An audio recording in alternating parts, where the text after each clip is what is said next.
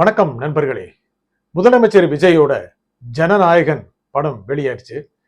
நிறைய பெரிய பாராட்டுகள், நிறைய பேர் ரொம்ப சென்டிமெண்டல் ஆகுறாங்க. அந்த படத்தோட கதை உங்களுக்கு பாதி தெரிஞ்சிருக்கும்.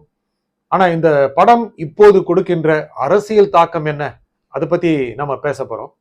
ஜனநாயகன் பொங்கலுக்கே வந்திருக்க வேண்டிய படம்ங்க. அப்போ வந்திருந்தா தேர்தல சும்மா அள்ளி அடிச்சிடலாம் அப்படி நிறைய பேர் நினைச்சாங்க. இல்ல ஜனநாயகன் படம் வரல, தேர்தல்ல பெரிய வெற்றி பெற முடியுமா அப்படிலாம் சொன்னாங்க.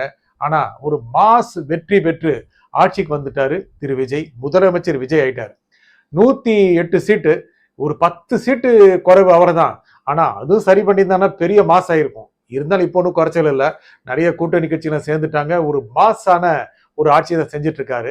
இந்த படம் எப்படி மாசா இருக்கு அப்படிங்கறத பத்தி சுருக்கமா பேசுவோம். கொடுக்கிற அரசியல் என்ன அப்படிங்கறத பத்தி கொஞ்சம் நீளமா பேசுவோம். அந்த படத்தோட கதை என்ன அப்படின்னா, மதுரை ஜெயில இருக்கிறாரு வெற்றிங்கிற கைதி. ஆனா அவருக்கு நம்ம பாதுகாப்பு கொடுக்கறத விட அவரு தான் நமக்கு பாதுகாப்பு கொடுக்கிறாரு அப்படின்னு போலீஸே சொல்றாங்க. போலீஸ் அதிகாரி இறந்து போக அவருடைய பொண்ணை ஒரு ராணுவ அதிகாரியை ஆக்குறது எப்படி அப்படிங்கிறது கதையோட மையக்கரு. இதுக்கு பின்னால வெளிநாட்டில் இருக்கின்ற ஒரு சதி சக்தி அது எந்த அளவுக்கான வில்லத்தனங்களா செஞ்சு ஒரு அடிக்க நினைக்குது அப்படிங்கிறதையும் அது எப்படி அதிர்ச்சி அழிச்சு ஒரு மாச வெற்றி பெறாரு திரு விஜய் அப்படிங்கிறது கதை. அந்த கதையுடைய நகர்வு எல்லாம் பார்த்தோம்னா ரொம்ப டிஃப்ரெண்டா இருக்கு. அந்த எப்பவுமே ஒரு ஃபார்முலாவான கதை இருந்தாலும் கூட தேர்தலுக்கு முன்னால வந்திருக்க வேண்டிய படம் அப்படிங்கிறதுனால பஞ்சு டைலாக் எல்லாம் அள்ளி வீசுது. ஒரு மாஸ் ஹீரோவா மறுபடியும் நிரூபிச்சிருக்கிறாரு திரு விஜய். எம்ஜிஆர் அவர்கள் ஆட்சிக்கு வந்த பிறகு அவருடைய முன்னே நடித்து இருந்த படங்கள் 2 வந்தது. ஆனா அந்த அளவுக்கான இம்பாக்ட் கொடுக்கல. ஆனால் விஜய் அவர்கள் நடித்திருக்கின்ற ஜனநாயகன் படம் அடுத்த ஒரு 2 வருஷத்திற்கு அவர் ஒரு பெரிய ஹீரோவா மனசுல வச்சுட்டு இருக்கோம். அதுக்கப்புறம் அப்படி நீங்க கேட்பீங்க. அவரு இப்ப செய்யறது எல்லாமே ஒரு மாஸ் ஹீரோக்கான ஒரு ஆக்டிவிட்டி தான். அரசியலுக்கு வந்து முதலமைச்சராகி ஒரு தொழிற்சாலை போய் பாக்குறாரு, இல்ல ஒரு மாணவர் விடுதி போய் பாக்குறாரு. அப்ப அவர் அடிக்கிற ஸ்டைல் என்ன, இறங்குற படியோட வேகம், படி இறங்குற வேகம், கொடை பிடிக்கிற ஸ்டைலு, இது எல்லாமே அவரு தொடர்ந்து ஒரு மாஸ் ஹீரோவா தான் இருக்கிறாரு மக்கள் மனசுல அப்படிங்கிறது காட்டுது. இந்த படம் ஒரு மாஸ் வெற்றி பெற்றதுனால அரசியல் ரீதியா என்ன தாக்கம் அப்படின்னா, இப்போ தேர்தல் வச்சாலும் கூட டிவிகே தமிழக வெற்றி கழகம் என்னன்னா 150 சீட்டு அடிக்குங்க. இது எல்லா கட்சிகளுக்கும் நல்லா தெரியும். அதிமுக ரொம்ப நல்லா தெரியும், திமுக நல்லா தெரியும். அதுவும் ரொம்ப சோர்ந்து போயிருக்காங்க. திரு உதயநிதி ஸ்டாலின் வெளியே பெருசா வர்றதில்லையே அப்படி நிறைய பேர் கவலைப்படுறாங்க. திமுக தொண்டர்களும் கவலைப்படுறாங்க. ஏன்னா அடுத்து வருகின்ற மாஸ் ஆக்டிவிட்டி எல்லாம் இருக்குல்ல, அது தாவேகாவை திரு விஜய் அவர்களை மிகப்பெரிய அளவுக்கான ஒரு மாஸ் தலைவரா மக்கள் கிட்ட கொண்டு போய் சேர்த்துருச்சு. இந்த படத்தை பொறுத்த வரைக்கும் வருகின்ற டயலாக்ஸ், அவருடைய ஆக்டிவிட்டி, முக்கியமாக இறந்து போன காவல் அதிகாரியுடைய மகளை ஒரு ராணுவ அதிகாரியாக மாற்றுவதற்கான அவர் செய்கிற முயற்சி எல்லாம் பெண்களோட இன்னைக்கு ரொம்ப பெரிய லெவல கனெக்ட் பண்ணிருச்சுங்க. அவரு படம் வந்திருந்தா தேர்தலுக்கு முன்னால வந்திருந்தாலும் பெரிய அளவுக்கான ஹிட் அடிச்சிருக்கும். இப்பவும் அவர் எந்த அளவுக்கு பெண்களுக்கான நலன்களை அக்கறை கொண்டிருக்கிறாரு அப்படிங்கறத அந்த ஈவெண்ட் காமிக்குது. ஆனா வெளிநாட்டில் இருந்து வருகின்ற பெரிய பெரிய சக்திகளை எல்லாம் தவிடு பொடியாக்குகின்ற ஒரு மாஸ் ஹீரோ தமிழகத்தில் இப்பொழுது இருக்கின்ற அவருக்கு எதிரான அரசியல் சக்திகளை அப்படியே வாயடைச்சு போக வைப்பாரு அப்படிங்கிறது அப்படியே மென்டலா கன்வெர்ட் பண்ணுதுங்க. இதெல்லாம் சிம்பிளுங்க. படம் வந்த பிறகு அது சிம்பாலிக்கா மக்களோட பொலிட்டிக்கலா கனெக்ட் ஆகுது. மக்கள் போய் பார்க்கறாங்க, யாருன்னு நினைச்சு பாக்குறாங்க. முதலே ஒரு மாஸ் ஹீரோட படம் நினைச்சு பார்த்தாங்க. இப்போ ஒரு மாஸ் ஹீரோ, ஒரு மாஸ் முதலமைச்சருடைய படமா நினைச்சு பாக்குறது மூலமாக அரசியல் சொல்லாடலுக்குள்ள எல்லாம் நெரட்டிவ்ங்கிறாங்களே, அந்த அரசியல் நெரட்டிவ் பல மடங்கு பெருகிருச்சு. இது இப்ப இருக்கின்ற பிரச்சனையை எப்படி தீர்க்கிறாரு? ஒண்ணும் இல்லைங்க. பாருங்க, காலை உணவு திட்டத்தை கர்ம வீரர் காமராஜர் உணவு திட்ட பெருந்தலைவர் காமராஜர் காலை உணவு திட்டம் மாற்றுவதன் மூலமாக காமராஜர் பக்தர்கள், காமராஜர் தொண்டர்கள், காமராஜ் எப்படி இருப்பார் நினைத்தவர்கள், காமராஜ் எப்படி இருப்பார் நினைக்காதவர்கள் எல்லாரையும் இணைச்சிருச்சு இல்ல. அது ரொம்ப சாதாரணமா பாக்குறோம்ல. ஊழலை ஒழிக்க போகிறார். எப்படிங்க ஊழல் ஒழிப்பாரு அப்படின்னு நிறைய பேர் கேட்டாங்க. கூட்டணியில் அவருடைய கட்சியை ஒரு அரசியல ஆதரவு கொடுக்கறவங்களும், கூட்டணியில் இருக்கிறவங்களும், வெளியில் இருக்கிறவங்களும் ஊழலாம் ஒழிக்க முடியுங்களா அப்படின்னு கேட்டாங்க. ரொம்ப நெகட்டிவ் பீப்புள். இவங்க கிட்ட நாம ஜாக்கிரதையா இருக்கணும். ஊழலை ஒழிக்க முடியுமான்னு கேட்டாங்க அப்படின்னா அவங்க ஊழலை ஒழிக்கவும் மாட்டாங்க, ஊழலும் செய்வாங்கங்கிற மாதிரி நம்ம புரிஞ்சுக்க வேண்டிய கட்டாயத்துல அவங்க தள்ளுறாங்க. இவங்கள மட்டும் டோன்ட் பிலீவ் ஃப்ரெண்ட்ஸ். ஊழலை ஒழிக்க முடியுமான்னு கேட்டவங்களை நம்பவே நம்பாதீங்க. ஊழலை ஒழிக்க வேண்டும், ஒழிப்பதற்காக வந்திருக்கிறார், ஒழிக்க வேண்டும், ஒழித்து காட்டுவார். நம்பிக்கையோடு இருங்கள். இனி வருகின்ற சமூகம் ஊழல் பார்க்காத சமூகமாக இருக்க வேண்டும்.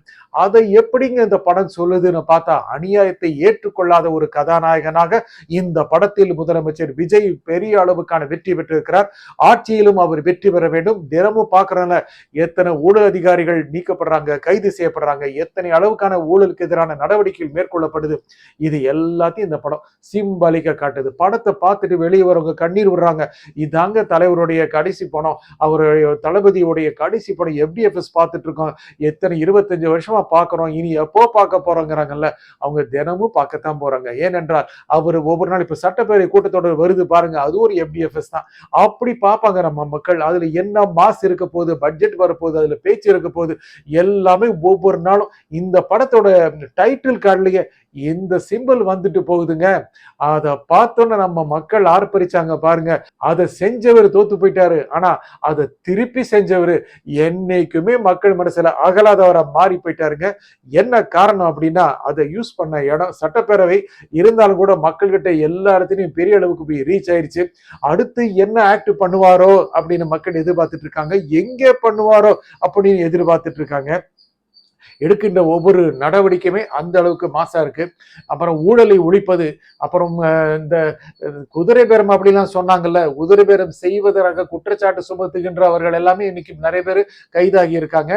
தாவேகா எம்எல்ஏக்களை இழுக்க நினைச்சவங்க எல்லாமே கைதாகி இருக்கிறாங்க. அதனுடைய தொடர்புடையவர்கள் முன்னாள் அமைச்சர்கள் எப்போ வருவாங்க பொது வெளிக்கு அப்படின்னு மக்கள் எதிர்பார்த்துட்டு இருக்காங்க. வருவார்கள், வந்து பதில் சொல்வார்கள். இன்னும் கூட நடவடிக்கை நாம் தொடருங்கிறது தெரியுது. சாட்டை எடுக்கிறார், சாட்டை எடுத்து, அப்போ அந்த காலத்துல எம்ஜிஆர் நானா நாயிட்டால்னு சாட்டை எடுத்தார்ல, இப்போ அந்த படம் ஜனவரியில வந்திருந்தா சாட்டை எடுத்துருவாரோ அப்படின்னு நிறைய பேர் நினைச்சிட்டாங்க. இப்போ அவர் ஆட்சிக்கு வந்த பிறகு சாட்டை எடுக்கிறாரு பாருங்க. தினம் அந்த சாட்டை யாருக்கு எதிராக வந்து விடியுமோ அப்படின்னு நிறைய பேர் ரொம்ப அதிர்ந்தா போயிருக்காங்க. அதிமுக காரங்க மட்டும் கொஞ்சம் சைலண்டா இருக்காங்க. ஏன்னா போய் ஒவ்வொருத்தரா சேர்றாங்கல்ல, முன்னாள் அமைச்சர்கள், முன்னாள் ஊழல் குற்றச்சாட்டு படிந்தவர்கள், அவங்களும் கொஞ்சம் சைலண்டா இருக்காங்க. ஆனா கடந்த ஆட்சியில் இருந்தவங்க தான் யாருக்கு என்ன ஆகுமோ தெரியலையே அப்படிங்கிற கவலையில் இருக்காங்க. கொஞ்சம் வால்யூம் குறைஞ்சிட்டு நீங்க பார்த்துட்டு இருப்பீங்க. சட்டப்பேரவை கூட்டத்தொடர் வந்தா கொஞ்சம் வால்யூமை ஏத்துவாங்க. அப்புறம் அவர் கடைசியில முதலமைச்சர் விஜய் என்ன பேசுவாரோ, எப்படி பேசுவாரோ, அது எப்படி வைரல் ஆகுமோ. இந்த படம் வந்தது அடுத்து அவருடைய தொண்டர்கள் பெரிய கொண்டாட்டத்தை உற்சாகத்தில் இருக்காங்க. இதுவரை அவருடைய ரசிகர்களாக இல்லாதவர்கள் கூட அவருடைய முதலமைச்சராக அவர் கொடுக்கின்ற ஆட்சியை பார்த்துவிட்டு இந்த படத்தை பார்ப்பதற்காக வந்து கொண்டிருக்கிறார்கள். இது தியேட்டர்கள் நிறைய இடத்துல தெரியுதுங்க. முதல் நாளே ரிசர்வ் பண்றவங்க, படத்தை பார்த்தே ஆகணுங்கிறவங்க அப்படியே டை ஹார்ட் விஜய் ஃபேன்ஸ் மட்டும் இல்ல, die hard CM Vijay fans, நிறைய பேர் சிஎம் விஜய் ஃபேன்ஸுங்க அப்படின்னு சொல்லி படத்தை பார்க்க போறாங்க. அது மட்டும் இல்லாம எப்போங்க இந்த படம் டிக்கெட் கிடைக்கும் அப்படின்னு நினைச்சிட்டு இருக்காங்க. இந்த படம் அதிரடி கொடுப்பது அரசியல் ரீதியாக இந்த படத்துடைய மாபெரும் வெற்றியால மீண்டும் ஒரு தோல்வியோ என்று எண்ணிக்கொண்டிருப்பது திமுக. தோல்விகளுக்கு பழக்கப்பட்ட அதிமுக எப்படியும் பிழைத்து விடலாம் என்ற நம்பிக்கையில் இருக்கிறது. கூட்டணி கட்சியில் இருக்கிறார்களே, படத்துடைய வெற்றியை பார்த்து நாம் ஒட்டிக்கொண்டுதான் இருக்க வேண்டும் என்ற நிலைக்கு தள்ளப்பட்டிருக்கிறார்கள். படம் மாஸ் வெற்றிங்க. சிஎம் விஜய் மாஸ் வெற்றி. நன்றி, வணக்கம்.